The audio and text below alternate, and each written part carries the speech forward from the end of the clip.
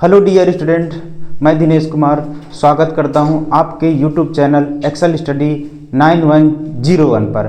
बच्चों, कल हमने क्लास 10th का सेकंड चैप्टर बहुपद के बारे में बहुत ही बेहद तरीके से चर्चा की थी। आई होप आपको कल की क्लास बहुत ही अच्छी लगी होगी। बच्चों, इस प्यार को बनाए रखने के लिए आप इस क्लास को अपने दोस्तों के साथ शेयर करें और लाइक सब्सक्राइब जरूर करें। आइए हम अगले चैप्टर क्लास 10th का थर्ड चैप्टर की चर्चा करेंगे। थर्ड चैप्टर का जो हमारा नाम है वो क्या है? दो चर वाले रैखिक समीकरण। बहुत ही प्यारा चैप्टर है और इसमें बोर्ड में इससे संबंधित जो क्वेश्चन है बहुत ही पूछे जाते हैं। तो आइए हम सीखते हैं कि दो चर वाले रैखिक समीकरण हैं क्या, फिर ये जानेंगे कि दो चर वाले रैखिक समीकरण का मानक रूप क्या है, फिर शर्तों से संबंधित भी चर्चा करेंगे, फिर कुछ शर्तों से संबंधित इंपॉर्टेंट जो एग्जाम की दृष्टि से बहुत ही महत्वपूर्ण है इनकी भी हम चर्चा करेंगे और क्वेश्चन को सरलता से सॉल्व करेंगे। तो आइए हम सीखते हैं बच्चों दो चर वाले रैखिक समीकरण। तो पहले ये जानेंगे कि दो चर वाले रैखिक समीकरण किसे कहते हैं और दो चर वाले रैखिक समीकरण को हम परिभाषा के तौर पर समझेंगे और एग्जाम्पल के तौर पर भी समझेंगे। तो दो चर वाले रैखिक समीकरण, दो चर वाले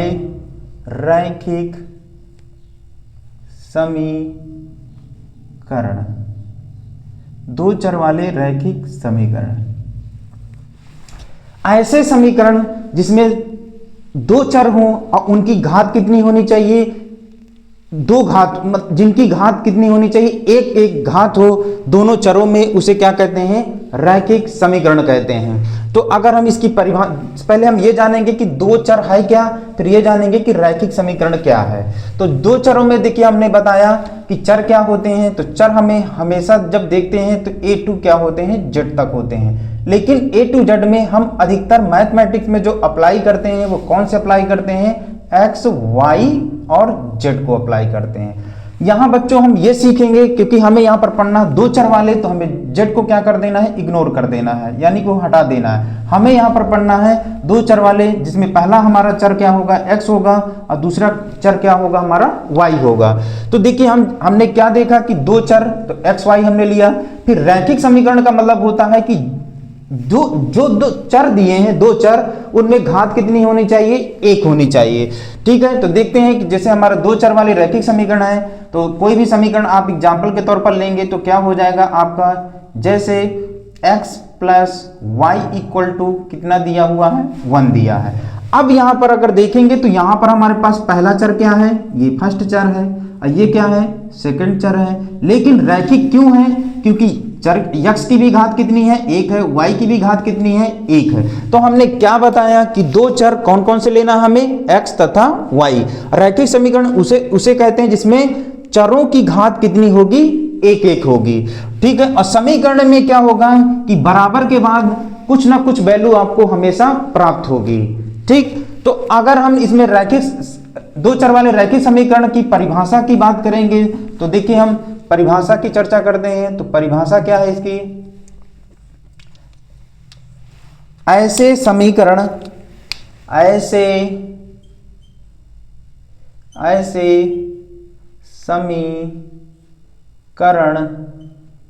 जिनमें चरों की घात एक हो तो उसे रैखिक समीकरण कहते हैं। ये हो जाएगी आपकी परिभाषा। अब हमें यहां पर जो पढ़ना है वो दो चर वाले पढ़ना है। दो चर वाले रैखिक समीकरण। तो दो चर वाले रैखिक समीकरण में अगर बात करेंगे तो हमने बताया है कि दो चर वाले रैखिक समीकरण उसे कहते हैं जिसमें x और y दोनों चर हों, लेकिन उनकी घात कितनी होना चाहिए? x की भी घात हो और y की भी घात एक हो। तो देखिए हमने यहां पर क्या बताया आपको? एग्जाम्पल में हमने क्या बताया कि x plus Y equal to 1 दिया है। इसमें अगर देखेंगे तो पहला चर हमारा x है, दूसरा चर क्या है, y है, x की भी घात 1 है और y की भी घात 1 है, तो ये हमारा कौन सा चर माना जाएगा, दो चर वाला रैखिक समीकरण माना जाएगा। तो बच्चों हमने परिभाषा की बात की कि परिभाषा अगर आपको एग्जाम में आता है या आपको समझना हो तो उसके लिए बहुत ही सरल, आपकी ऐसा समीकरण जिसमें चरों की घात 1 हो उसे रैखिक समीकरण कहते हैं। दो चर वाले रैखिक समीकरण की बात करेंगे तो एग्जाम्पल के तौर पर हमने देखा कि दो चर में कौन कौन सा x और y में घात कितनी होगी, 1 होगी, उसे क्या कहेंगे, रैखिक समीकरण कहेंगे।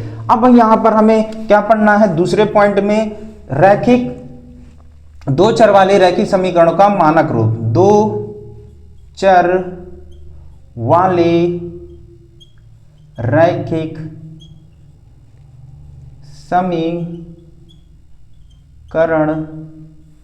का मानक रूप, या कहें तो इसका व्यापक रूप।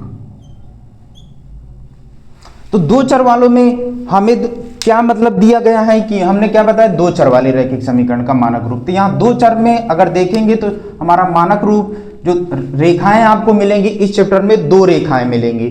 तो पहली रेखा का जो मानक रूप होगा वो क्या होगा, a1x plus b1y plus c1 equal to 0। कि आपका सेकंड जो आपको मिलेगा, देख ये रेखा फर्स्ट का समीकरण होगा a2x plus b2y plus c2 equal to 0। ये समीकरण नंबर 2 हो जाएगा।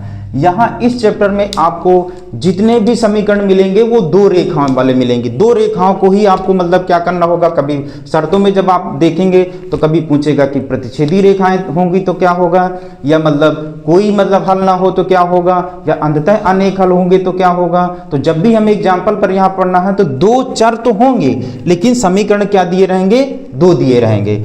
अब हम यहाँ पर देखिए हमने क्या क्या सीखा कि दो चर वाले रैखिक समीकरण में हमने रैखिक समीकरण की परिभाषा पढ़ी, और दो चर वाले रैखिक समीकरण है तो इसमें क्या कौन कौन से चर मिले हैं, x मिला और y मिला, उनकी घात कितनी रहेगी, रैखिक है तो घात दोनों की 1 रहेगी। अब दो चर वाले रैखिक समीकरण का मानक रूप में देखा तो क्या हो गया, a1x plus b1y plus c1 equal to 0 पहले रेखा का समीकरण होगा, और दूसरी रेखा का समीकरण होगा a2x plus b2y plus c2 equal to 0 होगा। इस तरीके से अगर इसका एक रेखा का समीकरण का मानक रूप अगर देखेंगे तो क्या हो जाएगा, ax plus by plus c equal to क्या हो जाएगा, 0 हो जाएगा। ये क्या हो जाएगा, दो चर वाले रैखिक समीकरण का मानक रूप जब एक ही रेखा दी हो तब हो जाएगा। अगर दो रेखाएं दी हैं, जब दो रेखाएं दी गई हों तब उन दोनों रेखाओं का मानक रूप। एक रेखा की अगर बात करेंगे तो एक रेखा का समीकरण का मानक रूप जो होगा वो आपका क्या हो जाएगा, ax plus by plus c equal to 0। समीकरण में आपको जब भी देखने को मिलेगा तो बराबर में कोई या तो संख्या होगी या मतलब क्या अचर पद को हम पक्षांतर कर देंगे तो वो भी हमारा अचर पद में, तो वो भी समीकरण माना जाएगा। और ये समीकरण तो हमने देखिए दो चर वाले रैखिक समीकरणों में परिभाषा की बात की, फिर एग्जाम्पल में हमने देखा कि दो चर में क्या होंगे, x और y होंगे, इनकी घात कितनी होगी, एक एक घात होगी। अगर एक रेखा का समीकरण की बात करेंगे तो क्या हो जाएगा, ax plus by plus c equal to 0, लेकिन कैसा होगा, दो चर वाला रैखिक समीकरण का मानक रूप होगा। अगर दो चर वाले रैखिक समीकरण का मानक रूप में जब दो रेखाएं दी होंगी, ये हमारे जब एक रेखा का समीकरण होगा, और ये जो होगा जब दो रेखाएं दी गई हो तब उन दोनों रेखाओं का समीकरण का मानक रूप ये होगा। तो इसी से रिलेटेड हम क्या करते हैं, आगे शर्तों की बात करते हैं। तो आई होप आपको ये समझ में आया होगा, तो आप इसको नोट डाउन कर लीजिए, स्क्रीनशॉट लेना चाहें तो आप स्क्रीनशॉट भी ले सकते हैं। तो आइए हम शर्तों के बारे में चर्चा करते हैं कि शर्तें कौन कौन सी होती हैं जब हमारी दो रेखाएं दी गई हों और उनकी शर्तों के बारे में हमें ज्ञात करना हो या बताना हो। तो आते हैं हम शर्तें। थर्ड आपका जो पॉइंट है वो क्या है, शर्तें जब दो चर वाले दो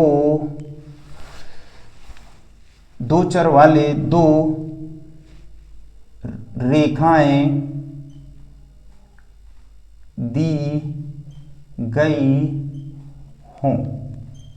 ठीक, शर्तों की बात करेंगे, जब दो चर वाले दो रेखाएं दी गई हों तो हम शर्तों के बारे में यहां चर्चा करेंगे। पहली शर्त होती है जब रेखाएं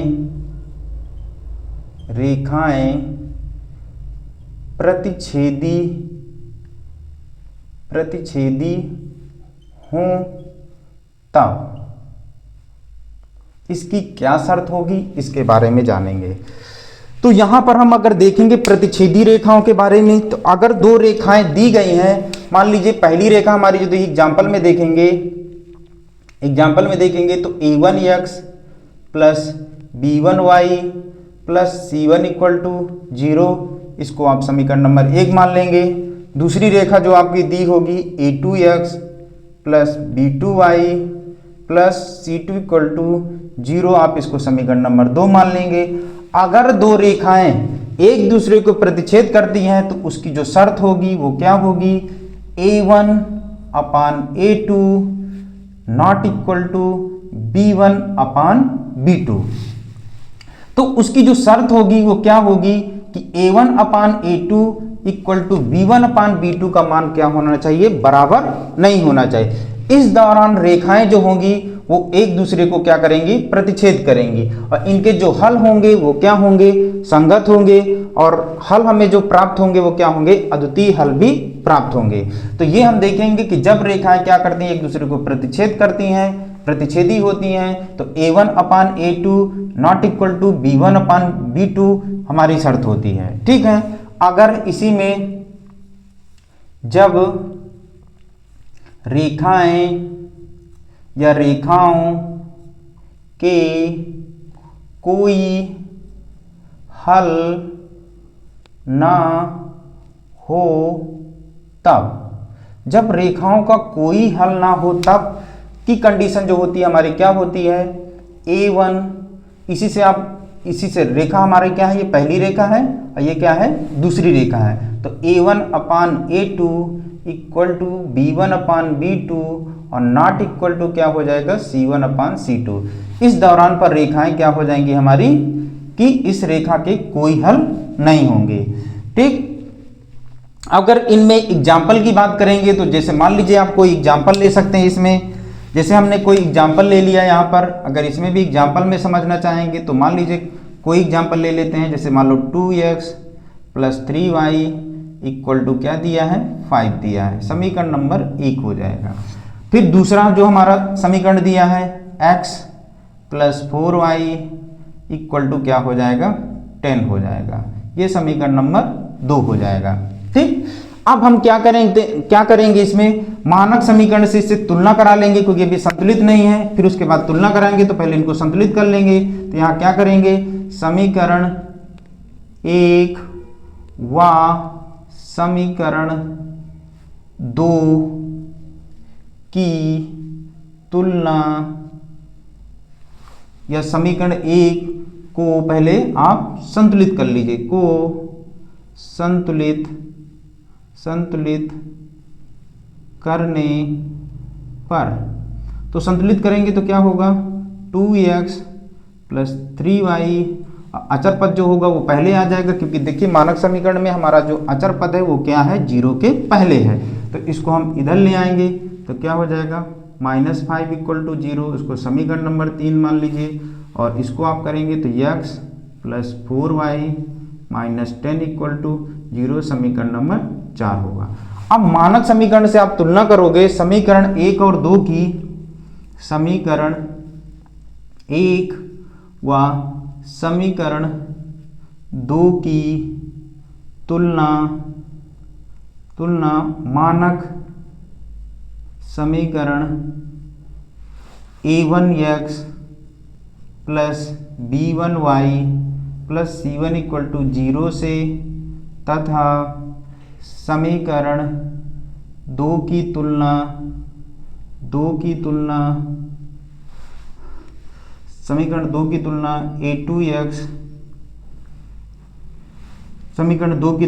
A2x plus B2y plus C2 equal to 0 से करने पर, तो जब तुलना करेंगे तो क्या हो जाएगा आपका, ये जो आपका A1 का मान जो हो जाएगा 2 हो जाएगा, A2 का जो मान हो जाएगा, A1 का मान आपका 2 हो जाएगा, यहाँ A1 का मान 2 हो जाएगा, A2 का मान कितना हो जाएगा 3 हो जाएगा, C1 का मान कितना हो जाएगा -5 हो जाएगा, A2 का मान कितना हो जाएगा 1 हो जाएगा, B2 का मान कितना हो जाएगा 4 हो जाएगा, C2 का मान कितना हो जाएगा -10 हो जाएगा।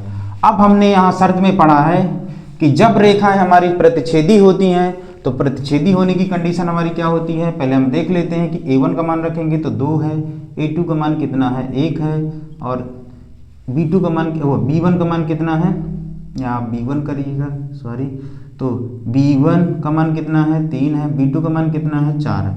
अगर यहाँ पर देखेंगे तो दोनों जो हमारे रेखाएं हैं वो एक क्या है इक्वल नहीं है, यानी बराबर नहीं है मान, तो दोनों रेखाएं क्या हो जाएंगी मतलब नॉट इक्वल टू हो जाएंगी। तो नॉट इक्वल टू में यानी कि A1 अपान A2 का मान B1 अपान B2 के मान के बराबर नहीं होगा, तो रेखाएं हमारी कैसी होंगी, प्रतिच्छेदी होंगी। अब प्रतिच्छेदी रेखाओं के जो हल होते हैं वो क्या होते हैं, अद्वितीय हल होते हैं, अद्वितीय हल होगा। ठीक है, और ये रेखाएं कैसे करेंगी, एक दूसरे को प्रतिच्छेद करेंगी, एक दूसरे को काटती हुई जाती हैं, ये भी आप ध्यान रखिएगा। सेकंड में हमने चर्चा की कि जब रेखाओं के कोई हल ना हो, तो देखिए सबसे पहले हमने क्या बताया कि जब रेखाएं क्या करती हैं, एक दूसरे को प्रतिच्छेद करती हैं, तो उसमें शर्त क्या होती है, A1 upon A2 not equal to B1 upon B2। Example में हमने समझा कि जैसे हमारे दो समीकरण दिए हुए हैं तो हम उनको क्या कराएंगे, पहले संतुलित कर लिए, क्योंकि इक्वल में क्या दिया था, बराबर में दिया था, तो हम क्या करेंगे, समीकरण 1 2 को संतुलित कर लिए हैं, तो 2x 3y -5 इक्वल टू 0 हो जाएगा। दूसरे समीकरण को संतुलित करेंगे तो x plus 4y -10 equal to 0 होगा। जब मानक समीकरण से तुलना कराओगे तो A1 A2 B1 B2 C1 C2। अब शर्त में रख दोगे, अगर मान दोनों के बराबर नहीं है तो क्या हो जाएगा, अद्वितीय हल हो जाएगा। अब दूसरे शर्त की बात करते हैं, तो दूसरे शर्त में क्या है, जब रेखाओं के कोई हल ना हो तो क्या कंडीशन होती है, A1 upon A2 B1 upon B2 और not equal to C1 upon C2 हो, तो क्या हो जाएंगे, रेखाएं हमारी, रेखाओं के कोई हल नहीं होंगे। और इसमें भी हम एग्जाम्पल में समझेंगे, तो एग्जाम्पल के लिए हम देखते हैं एक एग्जाम्पल, देखिए आप, जैसे हमने लिया एग्जाम्पल में कि पहला समीकरण आपका दिया 3x plus 4y equal to 6 दिया है। दूसरा समीकरण दिया है आपका 6x 8y इक्वल टू आपका 10 दिया है। ये समीकरण नंबर 1 मानेंगे, ये समीकरण नंबर 2 मानेंगे। अब तुलना कराएंगे, समीकरण 1 और 2 की तुलना कराएंगे, समीकरण, या फिर इनको पहले संतुलित करेंगे, तो संतुलित करने पर संतुलित समीकरण 1 समीकरण 1 व समीकरण 2 को संतुलित करने पर, संतुलित करेंगे तो हमें क्या प्राप्त होगा, पहला समीकरण जो हमें प्राप्त होगा 3x प्लस 4y -6 हो जाएगा, ये अचर पद क्या होगा, इधर आ जाएगा, इक्वल टू 0 हो जाएगा। इसे समीकरण नंबर 3 मान लीजिएगा। आगे इसको करेंगे तो क्या हो जाएगा, समीकरण 2 को 6x plus 8y -10 equal to क्या हो जाएगा 0, समीकरण नंबर 4 मान लेंगे। ठीक, इस तरीके से आप करेंगे। फिर इसमें शर्त में हमने क्या बताया है कि क्या होगा, जब रेखाओं के कोई हल नहीं होंगे तो इनकी तुलना कराएंगे। समीकरण 1 को मानक समीकरण से तुलना करने पर मानक समीकरण से तुलना करेंगे, ये आपने नोट ही कर लिया होगा, तो यहाँ आगे हम यहाँ बताते हैं मानक समीकरण से जब आप तुलना करोगे तो क्या प्राप्त होगा आपका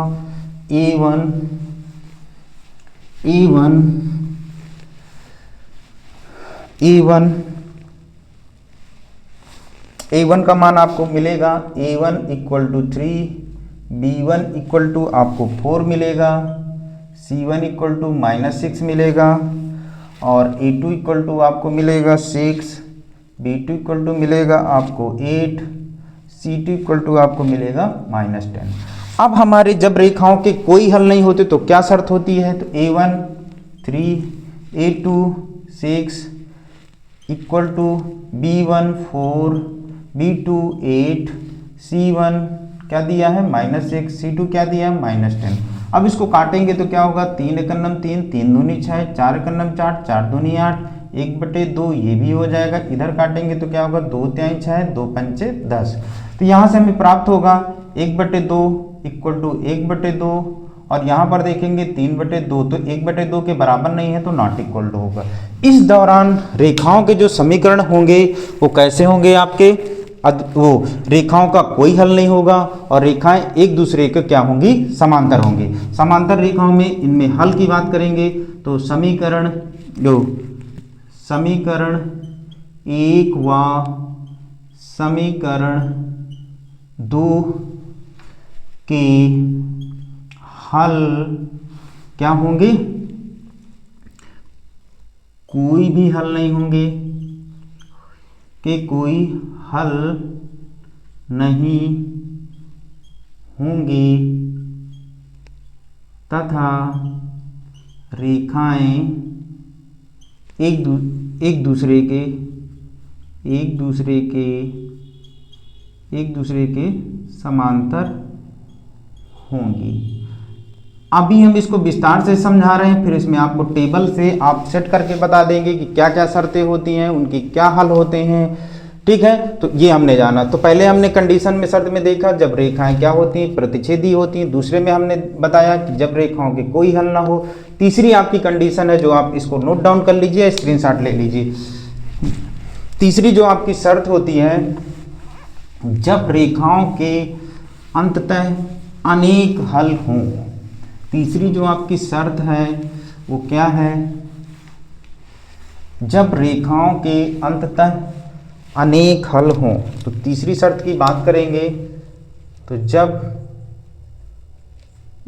दी गई रेखाओं के अंततः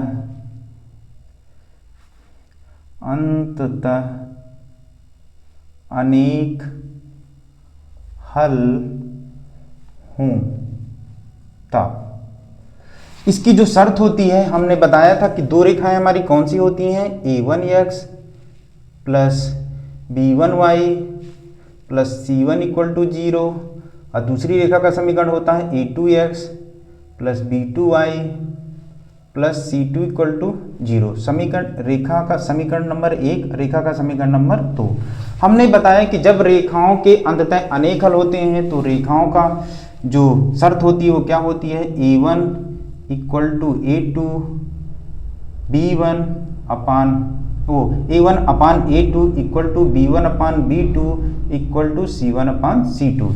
ठीक है, ये कंडीशन को अगर कोई भी दो समीकरण फॉलो करेंगे तो उन रेखाओं के क्या होंगे, समीकरण कैसे होंगे, अंततः अनेक हल होंगे।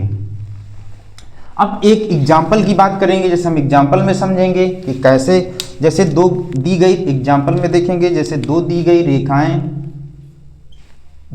रेखाएं कौन कौन सी हैं, एक 2x plus 3y equal to 6 दिया है, ये पहला समीकरण है। और दूसरा दिया है आपका यहाँ 4x plus 6y equal to 12 दिया, समीकरण नंबर 2। तो पहले हमारा समीकरण 1 और 2 क्या संतुलित नहीं है, क्योंकि मानक रूप हमारा ये होता है, c1 की वैल्यू हमारी क्या होनी चाहिए, 0 से हमारे किधर साइड होना चाहिए, बाएं साइड होनी चाहिए। तो हम क्या करते हैं, समीकरण 1 व समीकरण 2 को संतुलित करने पर, संतुलित करेंगे तो हमें क्या प्राप्त होगा, ये हो जाएगा 2x प्लस 3y, इसको पक्षांतर करेंगे तो -6 हो जाएगा, इक्वल टू 0 हो जाएगा। यहाँ हो जाएगा 4x plus 6y minus 12 equal to 0। समीकरण नंबर 3 और समीकरण नंबर क्या हो जाएगा 4। मानक समीकरण से तुलना करा लेंगे। मानक समीकरण से समीकरण 1 व समीकरण 2 की तुलना करने पर, तो तुलना कराएंगे तो हमें क्या प्राप्त होगा, a1 की वैल्यू 2 प्राप्त होगी, b1 की वैल्यू 3 प्राप्त होगी, c1 की वैल्यू -6 प्राप्त होगी, a2 की वैल्यू कितनी प्राप्त होगी, 4 प्राप्त होगी, b2 की वैल्यू आपको 6 प्राप्त होगी और c2 की वैल्यू -12 प्राप्त होगी। हमने शर्त में अपने रख देना है, तो शर्त हमारी क्या है, a1, तो a1 की वैल्यू कितनी है 2 अपान a2 की वैल्यू कितनी है 4 इक्वल टू b1 की वैल्यू कितनी है 3, b2 6 है इक्वल टू c1 की वैल्यू आपकी कितनी है, c1 की वैल्यू आपकी कितनी दी है -6 और c2 की वैल्यू क्या दी है -12। अगर इसको काटेंगे तो 2 एक नम 2, 2 दूनी 4, 3 एक नम 3, 3 दूनी 6 और माइनस माइनस कट जाए 6 एक नम 6, 6 दूनी 12। यहाँ से पता चलता है कि तीनों की वैल्यू बराबर है। यहाँ से हमें ये पता चलता है कि ये समीकरण रेखा के समीकरण 1 और 2 तीसरी शर्त को फॉलो कर रहे हैं। इस रेखा के समीकरण कैसे होंगे कि रेखाओं के जो समीकरण के हल होंगे वो अंततः अनेक हल होंगे। और रेखाएं कैसी होंगी, समीकरण 1 व समीकरण 2 से पता चलता है कि रेखाओं के अंततः अनेक हल होंगे। और जब अनेक हल होते हैं तो उसकी शर्त क्या होती है, रेखाएं जो होती हैं, रेखाएं क्या होंगी, रेखाएं समपाती होती हैं। समपाती का मतलब होता है कि एक रेखा जब दूसरे से ही होकर जाए, ये क्या कहलाती है, हमारी समपाती रेखाएं कहलाती हैं। तो बच्चों, हमने इन तीनों शर्तों के बारे में बहुत ही अच्छी तरीके से सीखा। पहले शर्त के बारे में जाना, फिर हमने एक एक एग्जाम्पल से भी समझा, तो ये आपको समझ में आया होगा। और आगे हम इन शर्तों से संबंधित कुछ क्वेश्चन भी करेंगे। तो सबसे पहले हम क्या करते हैं, एक टेबल के तौर पर इसको मतलब शॉर्टकट तरीके से इसको समझ लेते हैं। तो आइए हम मतलब शॉर्टकट तरीके से एक टेबल के तौर पर समझते हैं कि क्या क्या शर्तें होती हैं और क्या क्या इनके हल होते हैं, और रेखाएं कैसी मतलब एक दूसरे को मतलब प्रतिच्छेदी करेंगी, संपाती करेंगी, ये हल कैसे होंगे। तो आइए हम टेबल के तौर पर यहाँ पर समझेंगे।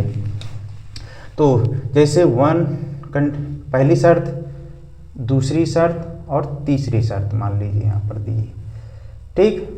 यहाँ पर रेखाएं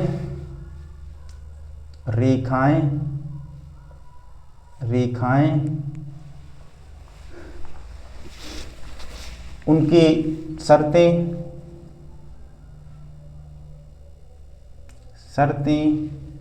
और यहाँ पर हल, ये हम जानेंगे कि हल कैसे होंगे। रेखाओं के हल कि हम इसको शॉर्ट तरीके से समझेंगे। पहले हमने अभी बेसिक से समझा, अब इसको आप शॉर्ट तरीके से समझेंगे। तो आप जब रेखाएं प्रतिच्छेद करें, प्रतिच्छेदी रेखाएं हों, तब उसकी शर्त क्या होगी, शर्त क्या होगी, a1 upon a2 not equal to b1 upon b2। रेखाओं के हल क्या कैसे होंगे, तो अद्वितीय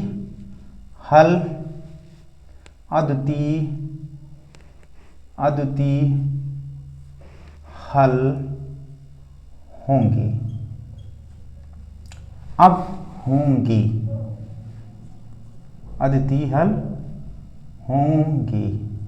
ठीक, संगत होंगी या असंगत होंगी, संगत या यहाँ लिख सकते हो आप असंगत, इसको भी जोड़ सकते हैं, एग्जाम हॉल में पूछा जाता है एग्जाम पेपर में, संगत या असंगत हल। तो इसमें जब रेखाएं एक दूसरे को क्या कर रही हैं, एक दूसरे को यहाँ पर प्रतिच्छेद कर रही हैं, तो इनके हल जो होंगे वो क्या होंगे, संगत हल होंगे।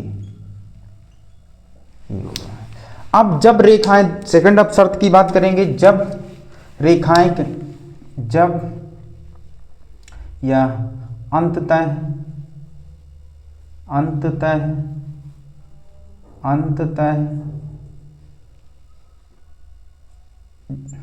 अनेक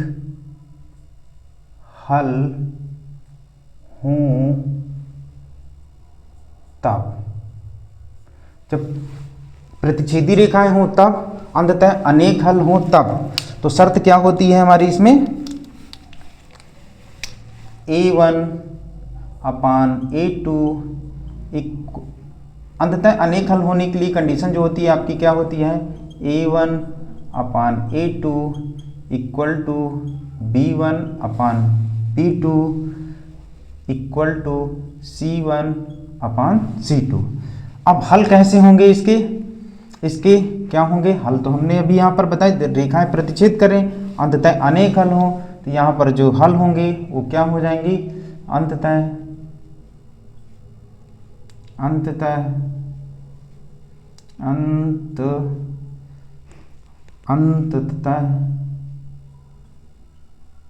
अनेक हल होंगे। यहाँ आप अंततः अनेक हल ना लिख करके यहाँ पर रेखाएं आप लिख सकते हैं, जब रेखाएं क्या हों, समपाती हूँ तब, संपाती हूँ तब। ठीक, तो यहाँ क्या हो जाएंगे, इनकी रेखाओं के हल क्या होंगे, अंततः अनेक हल होंगे। रेखाओं के क्या होंगे यहाँ पर, रेखाएं कैसी होंगी, संगत हल होगा या असंगत होगा, संगत हल होगा तो क्या हो जाएगा, संगत हल होगा। ठीक, ये हो जाएगा। अब जब रेखाएं क्या हो हमारी, समांतर रेखाएं हों, रेखाएं हमारी क्या हों, तीसरे में समांतर रेखाएं हों तब, तो यहां क्या शर्त होगी आपकी, A1 upon A2 equal to B1 upon B2 not equal to C1 upon C2। यहाँ पर क्या होगा, रेखाओं के हल क्या होंगे, कोई भी हल नहीं होगा, कोई भी हल नहीं होगा। अब रेखाओं के हल कैसे होंगे, असंगत होंगे, असंगत हल होंगे। ठीक, इस तरीके से आप सीखोगे। तो हमने 3 शर्तें बताई हैं कि जब रेखाएं क्या हो, यहाँ पर प्रतिच्छेदी रेखाएं हों, तो A1 upon A2 not equal to B1 upon B2। रेखाओं के हल कैसे होंगे, अद्वितीय हल होंगे। रेखाएं संगत होंगी या असंगत होंगी, तो रेखाओं के हल कैसे होंगे, संगत हल होंगे। संपाती रेखाएं जब हों, यहाँ आप थोड़ा सा सुधार लीजिएगा, संपाती रेखाएं हों तब, संपाती रेखाएं होंगी तब क्या होगा, A1 upon A2 equal to B1 upon B2 equal to C1 upon C2। रेखाओं के हल कैसे होंगे, अंततः अनेक हल होंगे। रेखाएं संगत होंगी या असंगत होंगी, तो रेखाएं कैसी होंगी, संगत हल होंगी। ठीक है। अब तीसरी कंडीशन में जब समांतर रेखाएं हों तब क्या होगा शर्त, A1 upon A2 B1 upon B2 not equal to C1 upon C2। इसके क्या होंगे हल, रेखाओं के हल क्या होंगे, कोई भी हल नहीं होगा, संगत होगा या असंगत होगा। तो यहाँ पर जो हल होंगे आपको रेखाओं के, वो असंगत हल प्राप्त होंगे। इसको आप नोट कर लीजिए, ये आपको बहुत इम्पॉर्टेंट है। अब इससे संबंधित जो क्वेश्चन होते हैं उसकी प्रबल संभावना होती है एक न एक क्वेश्चन हर बोर्ड एग्जाम में आपका पूछा जाता हो, चाहे एमपी हो, चाहे यूपी हो, चाहे बिहार हो, चाहे किसी भी बोर्ड का एग्जाम हो, वहां से आपका एक न एक सवाल अवश्य ही पूछा जाता है। ठीक, तो देखिए हमने प्रतिच्छेदी रेखाएं का जैसे हम समझने का प्रयास करेंगे तो प्रतिच्छेदी रेखाएं एक दूसरे को काटती हैं और जो संपाती रेखाएं होती हैं तो हमने बताया है कि एक रेखा दूसरे से होकर गुजर जाएगी। और समांतर रेखाएं क्या होती हैं, जैसे रेल की पटरी होती हैं, वो एक दूसरे को कभी भी प्रतिच्छेद या काटती नहीं है। तो इस तरीके से भी आप समझ गए होंगे। आई होप ये आप शर्तों से संबंधित जो हमने पहले एग्जाम्पल के तौर पर आपको बताया, शर्तें बताया, फिर आपको उदाहरण से भी समझाया, फिर हमने टेबल के तौर पर इसको समझा दिया। आई होप ये आपको बहुत ही अच्छे तरीके से समझ में आया होगा और बोर्ड एग्जाम में बहुत ही वेरी इंपॉर्टेंट है। इससे संबंधित एक न एक क्वेश्चन हर वर्ष पूछा जाता है, तो इसको आप नोट कर लीजिएगा, इंपॉर्टेंट है, ये आपके एग्जाम के लिए बहुत ही इंपॉर्टेंट है। ठीक, तो एक बार और देखेंगे कि प्रतिच्छेदी रेखाओं के क्या होते हैं शर्तें हमारी। a1/a2 not equal to b1/b2 अद्वितीय हल होंगे और हल कैसे होंगे, संगत होंगे, असंगत तो संगत हल होंगे। जब रेखाएं संपाती होंगी तो क्या होगा, a1/a2 equal to b1/b2 c1/c2 और हल कैसे होंगे, अंततः अनेक हल होंगे और रेखाएं संगत होंगी असंगत होंगी तो संगत हल होगा। ठीक, समांतर रेखाओं में a1/a2 equal to b1/b2 not equal to c1/c2 कोई भी हल नहीं होगा और रेखाएं क्या होंगी, असंगत हल होंगी। और जैसे हमने बताया कि रेल की पटरियां होती हैं वैसे समांतर रेखाएं होती हैं और इसमें क्या बताया कि एक रेखा दूसरे से होकर जाती है, उसमें एक दूसरे को प्रतिच्छेद करती हैं। तो बच्चों ये आपको जो हमने थर्ड टॉपिक बताया इसमें शर्तें, उसके बाद हम एग्जाम्पल के तौर पर देखा, फिर उसके बाद हमने टेबल के तौर पर देखा। इससे संबंधित एक न एक क्वेश्चन आपका बोर्ड एग्जाम में ऑब्जेक्टिव में पूछ लेता है, कभी कभी शर्तें बताता है तो क्वेश्चन मतलब इसमें पुटअप कर देता है, कभी कभी अननोन नंबर की वैल्यू दे देता है। आइए इससे संबंधित हम कुछ क्वेश्चन करेंगे। आई होप ये आपको बहुत ही अच्छे तरीके से समझ में आया होगा। तो आइए हम चौथे टॉपिक्स में इससे संबंधित कुछ प्रश्न करते हैं। चलिए, तो चौथा आपका जो है कुछ हमारे महत्वपूर्ण प्रश्न लिए हैं उनको हल करेंगे। तो चौथा है जो आपका चौथे का पहला क्वेश्चन है जो आपका वो क्या दिया है, पहला क्वेश्चन जो आपका दिया है, रैखिक समीकरण के युग्म दिए गए हैं। रेखा पहली रेखा का समीकरण दिया है, दूसरी रेखा का समीकरण दिया है और बोला है कि कोई हल नहीं है तो के का मान क्या होगा। तो यहाँ पर हम देखो अभी कोई हल ना होने की कंडीशन पड़े ही है, तो हमारे रैखिक युग्म जो दिए गए हैं, पहले जो हमने चौथे का पहला क्वेश्चन हम करेंगे। यदि जो रेखाएं क्या क्या दी गई हैं, दी गई रेखाएं, पहली रेखा क्या दी गई है आपकी 3x + 5y = 3, ये समीकरण नंबर क्या है 1 है। फिर दूसरा समीकरण आपका, दूसरी रेखा का समीकरण जो दिया आपका 6x + ky और इक्वल टू आपका क्या दिया है 8 दिया है। ये समीकरण नंबर इसको क्या मान लेते हैं 2 मान लेते हैं। ये मतलब दो रैखिक युग्म के समीकरण दिए गए हैं, दो रेखाओं के समीकरण दिए हैं। अब बोल रहा शर्त में क्या बोल रहा है कि रेखाओं का कोई हल ना हो तो हमें क्या करना है, के का मान ज्ञात, यहाँ पर के का मान ज्ञात करना है, ये हमें बताया गया है। ठीक, तो अब क्या करेंगे हम, स्टार्टिंग में अभी आप एग्जाम्पल में आपको बताए हैं कि पहले हम क्या करते हैं, इन दोनों समीकरणों में देखो बराबर में कांस्टेंट वैल्यू दिए तो इनको क्या कर देते हैं, संतुलित कर लेते हैं। तो समीकरण 1 व समीकरण 2 को संतुलित करने पर समीकरण 1, 2 को संतुलित कर लेते हैं, जिसमें से हमें अचर की जो वैल्यू होगी वो हमारा क्या हो जाएगी, बाएं पक्ष में आ जाएगी। क्योंकि मानक समीकरण में क्या होता है कि वो 0 के फॉर्म में होता है समीकरण जो होता है, तो इसको हम क्या कर देते हैं, बदल लेते हैं। तो क्या हो जाएगा हमारा, इधर 3x + 5y, इसको आप पक्षांतरण करोगे तो क्या हो जाएगा -3 = 0। और क्या करेंगे आप समीकरण 2 को भी इसी तरह संतुलित करेंगे तो क्या हो जाएगा 6x + ky -8 = 0 होगा। इसको समीकरण नंबर 3 मान लेते हैं, इसको समीकरण नंबर 4 मान लेते हैं।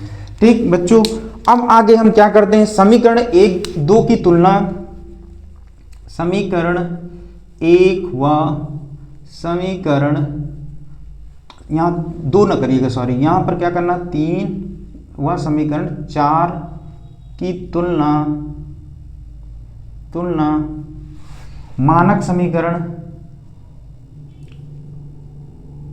समीकरण किसे कराने पर, मानक समीकरण a1x plus b1y plus c1 equal to 0 तथा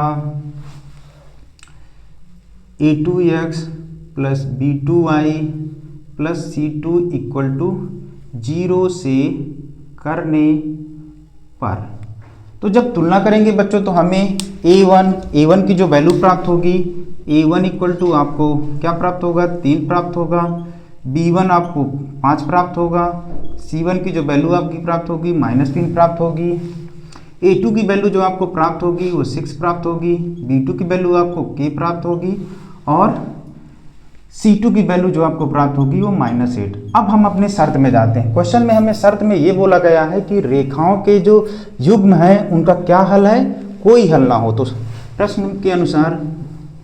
प्रश्नानुसार जब रेखाओं के कोई हल ना हो तब क्या शर्त होती है बच्चों, a1 upon a2 equal to b1 upon b2 और not equal to c1 upon c2। अब इस शर्त में क्या कर देंगे, वैल्यू पुटअप कर देंगे। तो a1 की वैल्यू आपकी 3 दी गई है, a2 की वैल्यू आपकी क्या दी गई है, 6 दी गई है और b1 की वैल्यू आपकी 5 दे दी गई है और b2 की वैल्यू आपकी k दे दी गई है। तो यहाँ से हम k की वैल्यू फाइंड कर लेंगे। इसमें नॉट इक्वल टू क्या होता है, c1 की वैल्यू आपको क्या करना है, -3 दिया है, c2 की वैल्यू -8 दिया। तो हम क्या करते हैं, इन दोनों इसको इग्नोर कर देते हैं, इसमें समीकरण k की वैल्यू निकालेंगे। तो क्या हो जाएगा, यहाँ से क्रॉस मल्टीप्लाई करेंगे, ठीक। तो ये हो जाएगा आपका 3k 6 पंचे 30 हो जाएगा। k की वैल्यू बच्चों जो आपको प्राप्त होगी 30/3 और 3 दहम क्या हो जाएगी 30, यानी k की वैल्यू आपको प्राप्त हो जाएगी, वो क्या प्राप्त होगी, 10 प्राप्त होगी। अगर आपको ये पता करना है कि क्या सचमुच ये रेखाओं के कोई हल नहीं है तो आप क्या करेंगे कि जो हमने शर्त ली थी उस शर्त में k का मान रख देंगे। अगर 2 का मान पहले समय जो दिया है a1 upon a2 b1 upon b2 का मान इक्वल हो जाए और तीसरे के नॉट इक्वल हो तो हम यहाँ बता सकते हैं कि दी गई रेखाओं के कोई हल नहीं। तो यहाँ हम जांच भी कर सकते हैं, आइए हम जांच करके भी देख सकते हैं। चेक करें, चेक करते हैं। तो देखिए a1 अपान a2 क्या दिया था आपका 3/6, b1 अपान b2 क्या दिया था आपका यहाँ 5 दिया था। k की वैल्यू आपको प्राप्ति हो गई है, क्या दी गई है आपकी 10 और यहाँ आपने क्या लिखा है नॉट इक्वल टू में -3 अपान -8। यहाँ से आप काटोगे तो क्या होगा, 3 × 9 3, 3 दूनी 6, 5 × 9 5, 5 दूनी 10 और ये आपका क्या दिया है नॉट इक्वल टू में माइनस माइनस काट सकते हैं। तो यहाँ से बच्चों आपको प्राप्त हो रहा है कि a1 अपान a2 और equal to b1 upon b2 की वैल्यू बराबर है, लेकिन c1 अपान c2 की वैल्यू बराबर नहीं है। इससे हमें ये पता चलता है कि k का वही मान सही है। क्यों, क्योंकि ये समीकरण को संतुष्ट करता है। इससे पता चलता है कि दी गई रेखाओं के कोई हल नहीं है और k का मान जो आपका है वो कितना होगा, हमें तो यहाँ तक प्राप्त करना है। जैसे आप चेक करना चाहो एग्जाम हॉल में कि क्या हमारा आंसर सही है या गलत है, तो इससे आपको पता भी चल जाएगा। तो आइए बच्चों, ये आपको क्वेश्चन बेहद तरीके से आपको समझ में आया होगा। हम अगले क्वेश्चन में चलते हैं। तो अगला क्वेश्चन आपका जो दिया गया है इसको आप नोट डाउन कर सकते हैं या आप स्क्रीनशॉट ले सकते हैं, ठीक। तो हम चलते हैं सेकंड क्वेश्चन पर। सेकंड क्वेश्चन पर करेंगे। देखिए क्या दिए गई हैं, रेखाएं दी गई हैं। अब बोल रहा है इसमें कोई हल ना हो तो हमें a की वैल्यू क्या करना है, ज्ञात करना है। चलिए, तो दिए गए सेकंड क्वेश्चन है आपका, दी गई रेखाएं क्या क्या मतलब दी गई हैं रेखाएं। दूसरा पहला समीकरण जो आपका दिया है 2x plus ay equal to 1 दिया गया है, इसको हम समीकरण नंबर 1 मानेंगे। दूसरा समीकरण आपका दिया है 3x minus 5y equal to 7 दिया है। हमने बताया था कि जो आपकी दी गई रेखाओं के जो समीकरण है इसको सबसे पहले हम क्या करेंगे, मानक रूप में रखेंगे। मानक रूप में अचर पद को क्या करते हैं, बाएं साइड लाते हैं, जिसमें से हमारा जीरो के फॉर्म में आ जाए। ठीक है, तो समीकरण 1 व समीकरण 2 को संतुलित करने पर, संतुलित करेंगे तो बच्चों हमें क्या प्राप्त होगा, समीकरण 1 2x plus ay minus 1 equal to 0, इसको समीकरण नंबर आप 3 मान लेना। फिर आप सेकंड को आप संतुलित करोगे तो 3x minus 5y equal minus 7 equal to क्या हो जाएगा 0, समीकरण नंबर 4 मान लेना। अब इसकी मानक समीकरण से तुलना करा देना है, अपने शर्त में पुटअप कर देना है वैल्यू। तो समीकरण 3 व समीकरण 4 की तुलना मानक समीकरण, अब मानक समीकरण हमने अभी बताया ही है। मानक समीकरण a1x plus b1y plus c1 equal to 0 से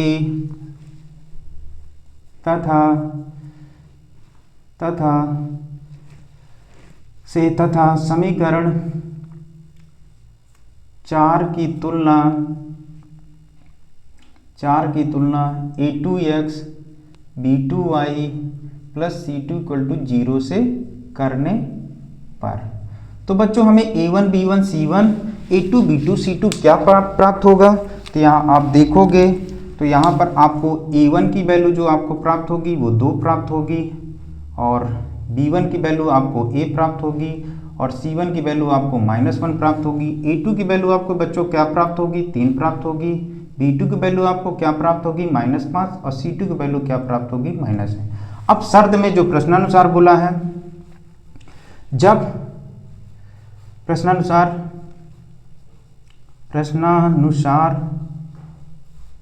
जब रेखाओं के कोई हल ना हो, तो जब रेखाओं के कोई हल ना हो तब क्या होती है बच्चों शर्त a1 upon a2 equal to b1 upon b2 और not equal to c1 upon c2। अब सिंपली तरीके से इसमें आप वैल्यू पुटअप कर देंगे। a1 का मान 2 दिया है, a2 का मान आपका 3 दिया है, b1 का मान कितना दिया है, a दिया है, b2 का मान -5 दिया है, और c1 का मान -1 दिया है, c2 का मान क्या दिया है, -7 दिया। आपको इसको इग्नोर कर देना, यहाँ से आपको वैल्यू पुटअप कर देना, क्रॉस मल्टीप्लाई करेंगे इन दोनों समीकरण को लेकर के, तो ये आपको हो जाएगा 2/3 इक्वल टू a अपान -5। इसको मल्टीप्लाई करेंगे सिंपली तो क्या प्राप्त होगा, 5 दूनी 10, इसमें करेंगे तो आपका 3a हो जाएगा। तो a की वैल्यू आप यहाँ प्राप्त करोगे तो आपको a की वैल्यू जो प्राप्त होगी -10/3 प्राप्त होगी। इस तरीके से पिछले वाले क्वेश्चन में हमने किया है कि a की वैल्यू यहाँ पर रख करके आप चेक कर सकते हो कि क्या सच में इसके कोई हल है या नहीं है, तो आप इसको आसानी से कर सकते हो। a की वैल्यू हमें प्राप्त हो गई है। अब हम क्या करते हैं बच्चों, तीसरे क्वेश्चन पर चलते हैं। जब हमारी 2 रेखाएं दी गई हैं और उसकी शर्त जो बता रहा है वो क्या दिया है, अंततः अनेक हल हो। इसको आप नोट डाउन कर सकते हैं या स्क्रीनशॉट ले सकते हैं। तीसरे क्वेश्चन में बच्चों क्या दिया है, समीकरण के क्या दिया है, समीकरण निकाय के समीकरण नंबर 1 दिया है, 2 दिया है, उसके क्या शर्त है, अंततः अनेक हल है। तो हमें क्या करना है, k का मान ज्ञात करना है। तो बच्चों चौथे का जब आपका क्या है, तीसरा क्वेश्चन है। दिए गए जो समीकरण है वो क्या है, समीकरण पहला जो दिया गया, दिए गए समीकरण, पहली रेखा का जो समीकरण दिया है वो क्या दिया है बच्चों, kx प्लस 3y माइनस 3, समीकरण नंबर इसको आप 1 मान सकते हैं। फिर दूसरा आपका समीकरण दिया 12x plus ky equal to क्या दिया है, -k। इसको आप क्या मान लोगे, समीकरण नंबर 2 मान लोगे। अभी हमने बताया कि इसको आप संतुलित कर करके जीरो के फॉर्म में कर दीजिए, तो समीकरण 1 व समीकरण 2 को संतुलित करने पर, समीकरण 1 और 2 को आप संतुलित करोगे तो आपको क्या प्राप्त होगा, यहाँ पर kx प्लस 3y, और इधर पक्षांतरण करेंगे तो चिन्ह क्या होगा, चेंज हो जाएगा, माइनस है तो क्या हो जाएगा, प्लस का 3 हो जाएगा। इसको समीकरण नंबर आप 3 मान लेना। समीकरण 2 को भी संतुलित करेंगे तो 12x प्लस ky प्लस का क्या हो जाएगा, k इक्वल टू 0, समीकरण नंबर इसको 4 मान लेना। अब इसको क्या करना है, व्यापक समीकरण से तुलना कराओगे तो हम समीकरण 3 व समीकरण 4 को व्यापक समीकरण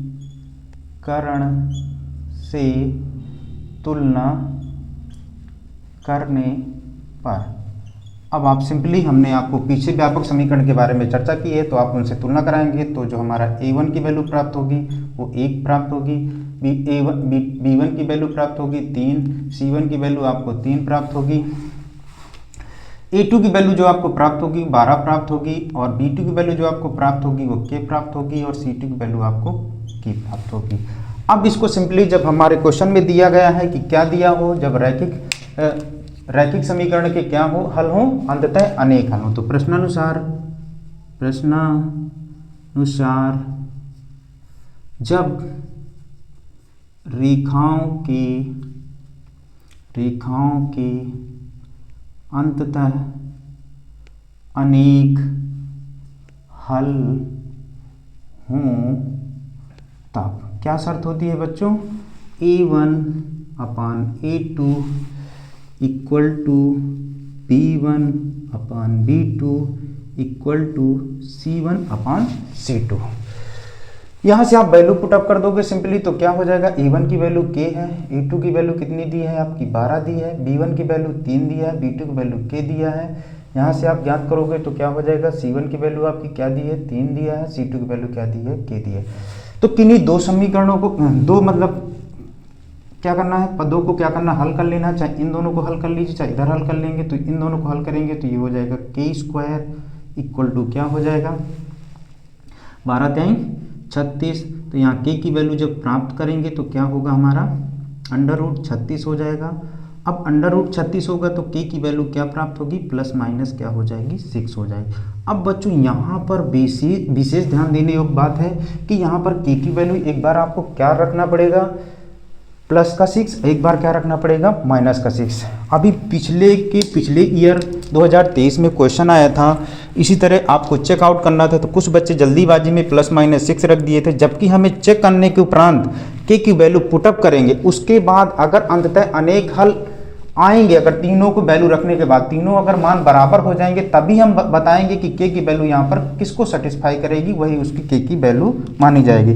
तो बच्चों हम यहाँ पर क्या करते हैं कि एक बार रख देते हैं k की वैल्यू, जब k इक्वल टू क्या दिया हो, 6 दिया हो भी प्लस का, तो यहाँ पर रखेंगे तो बच्चों क्या होगा, ये मान लेते हैं समीकरण नंबर 5 लिख लेते हैं, क्या लिखते हैं, समीकरण 5 से यहाँ रखेंगे बच्चों समीकरण 5 में तो क्या हो जाएगा, प्लस का 6/12 हो जाएगा, यहाँ रखेंगे तो क्या हो जाएगा, 3 बटे कितना हो जाएगा आपका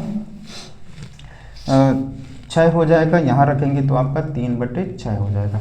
इसको बच्चों सिंपल करेंगे तो 6 का नम 6, 6 दूनी 12, 3 का नम 3, 3 दूनी 6, 3 का नम 3, 3 दूनी 6। इससे पता चलता है कि सभी के मान क्या है, बराबर है, ये भी 1/2 है, ये भी 1/2 है, ये भी 1/2 है, तो हमारा k का मान जो होगा प्लस का 6 होगा। अब यहाँ पर हम दूसरी शर्त में भी देख लेते हैं, जब k का मान क्या हो, -6 हो, उससे भी देख लेते हैं। तो जब हमने पहले यहाँ पर शर्त में देखा, अब दूसरे में जब k का मान क्या हो, -6 हो, तो यहाँ रखेंगे बच्चों सिंपली -6 बटे कितना हो जाएगा 12, यहाँ रखेंगे तो क्या हो जाएगा 3/-6, यहाँ रखेंगे तो 3/-6। ठीक बच्चों, तो 6 का नम 6, 6 दूनी 12, 3 का नम 3, 3 दूनी 6, 3 का नम 3, 3 दूनी 6। यहाँ से पता चलता है कि सभी का मान -1/2, इसका भी मान -1/2, -1/2। इससे पता चलता है कि k की वैल्यू +- दोनों हो सकती, तो के का मान आपका ये एकदम राइट है। तो इस तरीके से बच्चों आपको क्वेश्चन में जब आप हल करोगे तो आपको जब ऑब्जेक्टिव में पूछता है तो क्या करना होता है, हमें चेकआउट करना पड़ता है कि कहीं के की वैल्यू रखने के उपरांत अगर तीनों के मान बराबर ना हो तो फिर वहाँ हमारे शर्त में फॉलो नहीं करेगा, तो हमें उसी को के की वैल्यू लेना है। जैसे प्लस माइनस दोनों दिया था, अब मान लो प्लस रखने पर तो देखिए तीनों की वैल्यू समान है। अब मान लो के की वैल्यू हमने -6 रखा और तीनों की वैल्यू समान नहीं आएगी तो -6 क्या होगा, नहीं लेंगे, यहाँ प्लस का 6 लेंगे। इस तरीके से आप क्वेश्चन को चेकआउट कर सकते हैं। आइए बच्चों लास्ट जो हमारा क्वेश्चन है उस पर थोड़ा क्या करते हैं, लास्ट क्वेश्चन कर लेते हैं, उसके बाद हम ठीक।